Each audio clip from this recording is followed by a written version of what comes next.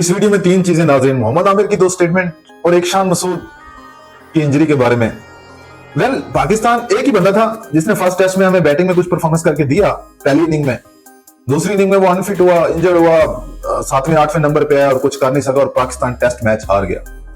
तो second test में Shan Masood out हो चुके हैं। एक तो भैंस की आंख, जब कोई प्लेयर परफॉर्मेंस देने लगता है वो इंजर हो जाता है। हमारा ये भी एक अलमिया है पाकिस्तान क्रिकेट का, प्लेयर्स का। मम्मी डैडी बच्चे हैं, बर्गर बच्चे हैं, पता नहीं क्या है यार, एथलीट क्या इनमें नजर नहीं आता कोई स्पोर्ट्समैन का कोई जिस तरह होती है।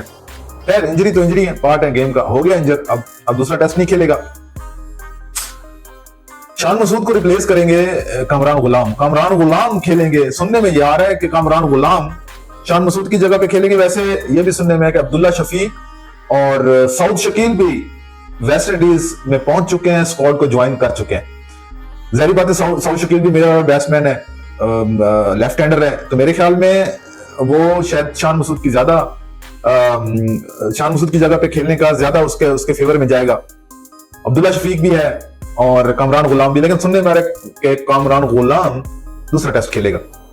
अगर कामरान गुलाम ने खेला तो फिर ये छोटू सऊद शकील और अब्दुल्ला शफीक को क्या जरूरत थी जाने की। खैर ये तो टाइम बताएगा कौन खेलते सेकंड टेस्ट में। बहरहाल जिसने परफॉर्मेंस दी है बैटिंग में, थोड़ा हौसला दिया है पहली इनिंग में पाकिस्तान और वेस्ट इंडीज के दरमियान, पहले टेस्ट में वो तो इंजर्ड हो गया, बाहर हो गया। अब सेकंड इनिंग में बाबर आजम ने रेजिस्ट किया, नॉट आउट रहा, लेकिन बाकी बैट्समैनों ने कुछ नहीं किया। मुझे लगता है सेकंड टेस्ट में सुलेमान अली आगा और मोहम्मद रिजवान को भी बाहर बिठाना चाहिए। ठीक है, इनको भी बाहर बिठा देना चाहिए और कोई नया तजर्बा करना चाहिए इसके बारे में। अच्छा जी, मोहम्मद आमिर कहते हैं there is no comparison with Virat Kohli. इस जनरेशन का नंबर 1 बैटर है विराट कोहली, इसमें कोई शक नहीं है। मोहम्मद आमिर आपको पता है कि एक लेजेंड क्रिकेटर है पाकिस्तान के, फास्ट बॉलर, और क्रिकेट को बड़ी बारीकी से देखते हैं, चीजों को समझते हैं। वो जिसके बारे में जो स्टेटमेंट देते हैं बड़ी ऑथेंटिक देते हैं और बड़ी फैक्ट्स एंड फिगर की बेस पे देते हैं, बड़ी नपी तुली देते हैं। जिस तरह उसने अभिषेक शर्मा के बारे में कहा था जो स्लॉगर है और वो हर मैच में अपने को प्रूव करते स्लॉगर है, इस तरह मोहम्मद आमिर ने विराट कोहली के बारे में जो कहा है इसमें कोई शक नहीं है। दुनिया जानती है कि विराट कोहली किंग है इस जनरेशन का, उस जैसा बैट्समैन मैं तो कहता हूं 2000 से ऑनवर्ड अब तक विराट कोहली जैसा बैट्समैन नहीं आया। परफॉर्मेंस में consistency, winner, match winner player, chase master, बहुत क्वालिटीज है उसमें यार। और वो इस टाइम इस एज में भी पहुंच के फिटनेस उसकी जो है ना 20-22 साल के लड़के जैसी है।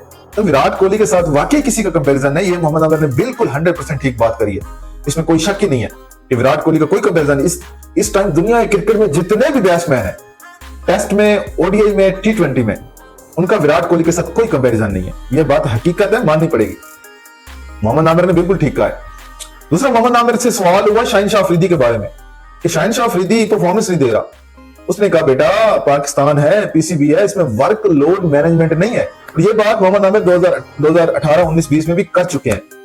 कहते हैं कि शाहीन शाह अफरीदी जिस तरह का बॉलर है उसको सही तरह यूटिलाइज नहीं किया जा रहा। मतलब कि आप उसको ना रेस्ट देते हैं ना कुछ करते हैं, वो धड़ाधड़ बॉलिंग करवाया जा रहा है, तो उसकी ना स्पिन रही है, ना उसकी पेस रही है, ना उसके बाउंसर है सही, ना उसके यॉर्कर है, ना उसकी लाइन ऑफ लेंथ है, बिगड़ चुका है। ऊपर से वो लीग्स खेलता है प्राइवेट, जो T20 लीग्स हैं, उसमें भी जाहिर बात है वर्कलोड है। तो बॉलर के ऊपर जब वर्कलोड आता है वो सही परफॉर्मेंस नहीं देता।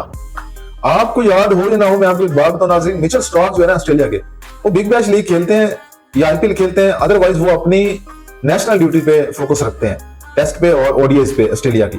बाकी कोई इतनी ज्यादा लीग्स नहीं खेलते। और वो भी ऑस्ट्रेलिया वाले उसे बड़े ध्यान से, तरतीब से यूज करते हैं। छोटी टीमों के खिलाफ, लाइक बांग्लादेश, पाकिस्तान, जिम्बाब्वे, इनके खिलाफ उसको सीरीज में खिलाते नहीं है, टूर करवाते नहीं है कि इंजर ना हो जाए। तो वो उसको इस तरह यूटिलाइज करते हैं, बड़े टूर्नामेंट में ले जाते हैं और वो मैच विनर है मिचेल स्टार्क। तो मोहम्मद आमिर का कहना है कि शाहीन शाह अफरीदी के साथ ज्यादतियां करते हैं मैनेजमेंट वाले, कोचेस वगैरह, उसकी वर्कलोड है। वर्कलोड मैनेजमेंट सिस्टम है नहीं पाकिस्तान में, पीसीबी में, पाकिस्तान क्रिकेट में, कि किस बॉलर को किस तरह यूटिलाइज करना है, कितनी उसकी कैपेसिटी है, कितनी वो बॉलिंग करवा सकता है। ये ना होने की वजह से बॉलर्स को फिर बिगड़ जाते हैं, इसमें कोई शक नहीं।